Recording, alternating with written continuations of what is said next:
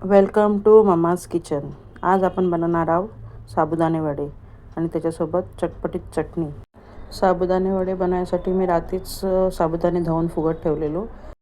उकरलेले 2 बटाटे आहेत, अर्धी वाटी शेंगदाणे, मीठ, जिरा, आलं, मिरची आणि कढीपत्ता.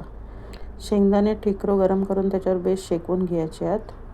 त्याला छोटे छोटे काळे डाग येईपर्यंत बेस कडकडीत भाजले की कच्चा पण निघून जातं आणि टेस्ट पण वाढतं त्याची. मग ते एका प्लेटात थंड करत ठेवायचे आणि थंड झाले की त्याची सालपटा बेस काढून घ्यायची. मी मिक्सरला वाटून घेता शेंगदाणे. तुम्हाला जर कुटून घ्यायचे तर कुटून घेऊ शकता.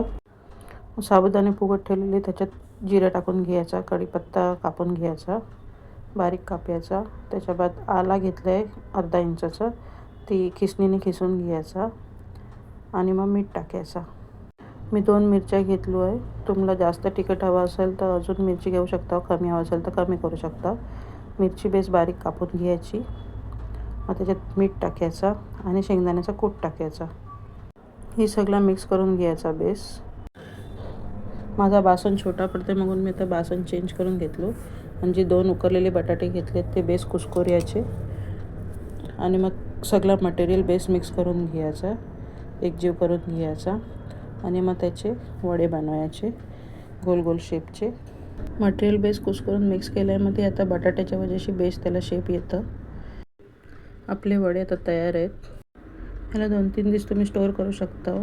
एका डब्यात टिश्यू ठेवून खालती सगळे वडे ठेवून झाले की परत ढाकण लावायच्या पहिले एक टिश्यू टाका. पोरांच्या टिफिनला पण तुम्ही असे वडे बनवून देऊ शकता. पोरं शौकाने खातात. आता आपण साबुदाणे वड्यासोबत खायसाठी चटणी बनवूया. त्यासाठी शेंगदाण्याचा कूट मी थोडासा ठेवलेलो. त्याच्यात 2-3 लसणाच्या पाकळ्या, 1 मिरची, थोडीशी कोथिंबीर आणि दही अर्धी वाटी. हे सगळं मिक्स करायचं वाट्यात आणि त्याच्यात अर्धा चमचा मीठ आणि 2 चमचे साखर टाकायची. तयार आहे आपली आंबट गोड तिखट चटपटीत चटणी साबुदाणे वड्यासोबत खायला. हे मोप टेस्टी लागतं. आता आपण वडे फ्राय करायसाठी तेल गरम करून घेऊया. तेल बेस गरम झाला की त्याच्यात साबुदाणे वडे टाका. वडे टाकून झाले की गॅस मीडियम करा आणि त्याला एक बाजूने बेस कलर येऊ दे गोल्डन. मग पलटी करा त्याला. दोन्ही बाजूने अलटी पलटी करून बेस फ्राय करून घ्यायचे त्याला. मग वरशी ते क्रिस्पी आणि आतल्यांचे सॉफ्ट बनतात. वडे बेस फ्राय झाले की ते एका प्लेटात टिश्यू टाकून घ्यायचो आणि त्याला बेस निचळून काढून घ्यायचे.